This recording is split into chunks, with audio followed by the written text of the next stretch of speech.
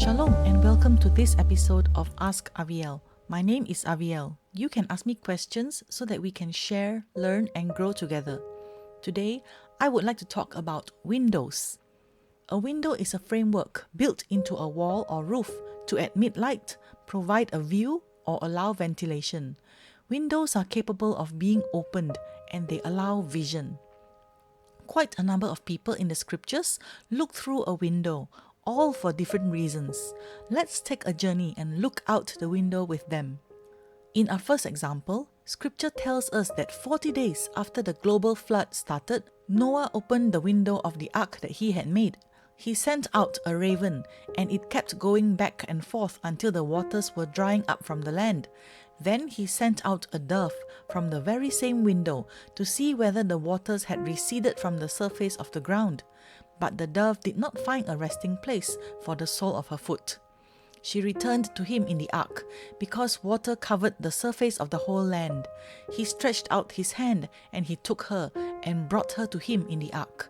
So he waited yet another 7 days, and again he sent the dove out from the ark. The dove came to him at evening, and surprisingly, a freshly plucked olive leaf was in its mouth. So Noah knew that the waters had receded from the land. After he waited 7 more days, he sent out the dove from the window, but she did not return to him again. Noah and all those in the ark with him looked out the window for an entire year to see a dark, watery grave for all the inhabitants of the earth. Finally, that window brought hope and life when the dove brought back a freshly plucked olive leaf in its mouth. That window brought great happiness to Noah and his family after 1 whole year of not seeing land. It must have given them great relief to know that finally their days in the ark would be over. In our next example, Abimelech, ruler of the Philistines, saw Isaac and Rebekah through the window. A famine caused Isaac and Rebekah to move to the city of Gerar because of a famine. Isaac told Abimelech that Rebekah was his sister and not his wife. The Philistines left Isaac and Rebekah in peace. But one day, Abimelech, king of the Philistines, looked through the window and he saw Isaac being playful with his wife Rebekah. We don't know if Abimelech was looking through his window or through the window of their home. Rashi believes that Abimelech was actually peeping into the window at the private home of the couple. Shadal was of the opinion that the window was easily accessible to anyone on the street, and Abimelech just happened to see them. Isaac was being playful with his wife Rebekah. It was a manner that someone would not do with his sister. Abimelech's look through the window was enlightening, since once he saw Isaac and Rebekah being playful, he realized that he had been tricked. Perhaps Abimelech saw them through his own window, through the window of the palace. Palaces are large, with large windows, often high up. It is possible that Abimelech would have had a grand view of many houses. Perhaps Isaac and Abimelech lived in close proximity from each other on a narrow alley where one could see from the window of one house into the other. Now we look at our example in Proverbs 7, 6-23. The narrator of Proverbs described what he saw from the window of his house, a prostitute seducing a foolish young man. From the window of his house, through his lattice, he looked out, and he saw among the simple, he noticed among the youths, a lad devoid of sense. He was crossing the street near her corner, walking toward her house. The narrator, looking out his window, saw a naive young man passing by the house of a prostitute. The narrator used this knowledge to inform the reader of the dangers of the seductive woman he witnessed through his window. Sisera's mother. The book of Judges tells the story of Israel's war with Jabin, king of the Canaanite city Hazor, and his powerful general Sisera. Sisera's army was defeated. Judges 5 records a song sung by Deborah the judge, describing the mother of Sisera waiting for him to come home. She was looking anxiously out the window, wondering why Sisera's chariot was so long in returning. Why was the clatter of his wheels so late in sounding? She was unsure why the army had not yet returned. She was unwilling to face the possibility that perhaps they could have been defeated. She assured herself that he was just busy dividing the spoils of victory. In actual fact, Sisera had been killed by Yael, and his mother was not aware of it. Michal, the daughter of Saul and the wife of David, also looked through a window. Michal was living in the royal palace in Jerusalem. David was bringing the Ark of the Covenant from the house of Obed-Edom to Jerusalem. The previous attempt to bring the Ark to Jerusalem failed, as God got angry at Uzzah for steadying the Ark and struck him down.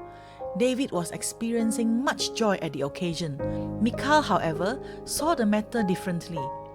2 Samuel 6:16. As the ark of the Lord entered the city of David, Michal, daughter of Saul, looked out the window and saw King David leaping and whirling before the Lord, and she despised him for it. As she looked out of the window, Michal, the daughter of the previous king, sees her husband, the current king, dancing in the street without his kingly robes like a commoner, and she chastised him for it. She did not understand David's passion and fervor. David responded to her harshly.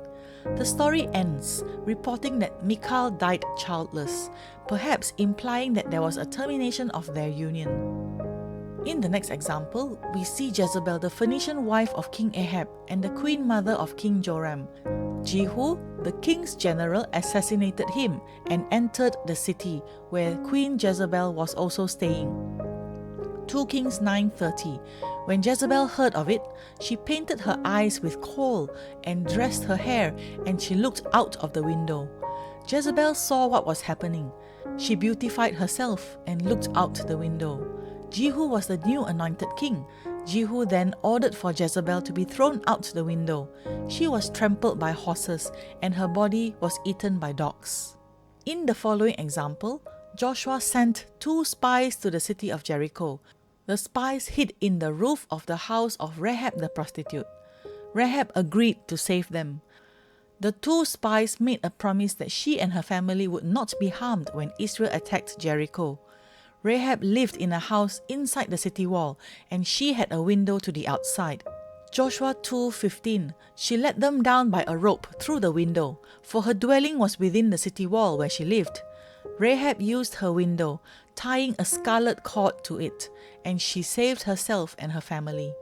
In the book of Acts, after the Shabbat, when nightfall came, it was the first day of the week. The believers gathered to break bread. Apostle Paul was talking with them. He was intending to leave the next day, so he prolonged his teaching till midnight. Paul sensed the need to preach for a long time because he was ready to depart the next day.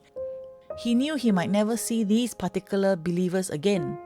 There were many lamps in the upper chamber where they were meeting. Now a young man named Eutychus was sitting in a window sill, sinking into a deep sleep as Paul kept on talking. Overcome by sleep, he fell from the 3rd story and was picked up, dead. The combination of the late hour, the heat, and perhaps the fumes from the oil lamps made the young man Eutychus fall asleep. He fell to an early death from the window.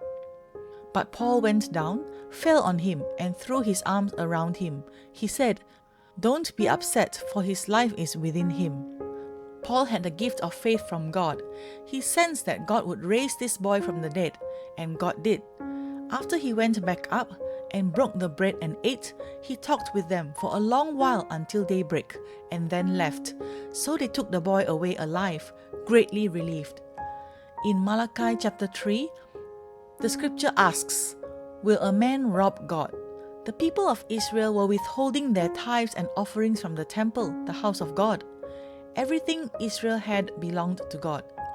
God allowed them to be managers on His behalf, but the tithes and offerings were different. They were not given to Israel to manage.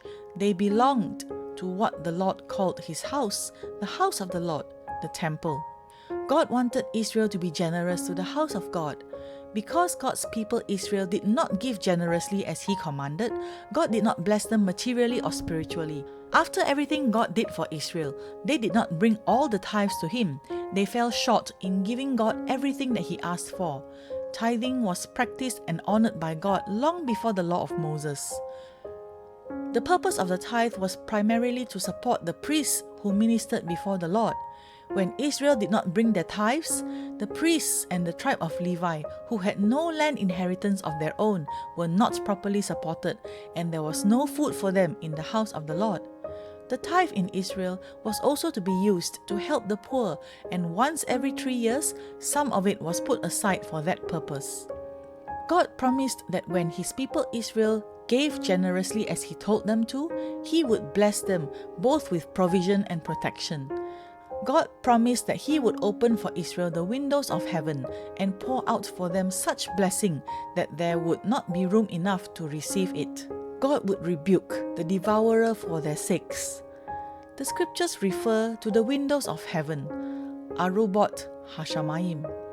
It was not just any man-made window, but the actual windows of heaven. It reminds us of all the glorious accounts of provision when God provided for Israel in a completely unexpected way. God has resources that we know nothing about and cannot understand. God would provide in ways Israel would not be able to comprehend because it would be exceedingly abundantly over and above everything they could ever think or imagine. God had never failed Israel in history, and He will never fail Israel for all of history. Let us be greatly encouraged by this thought that if God can open the windows of heaven for Israel to bless them as He promised so, God will also be faithful to the promises He made to the nations. What an interesting study. We have learned so many things about windows today. Thank you for joining me. I pray that this message inspires and challenges you. God bless you and your family. Shalom.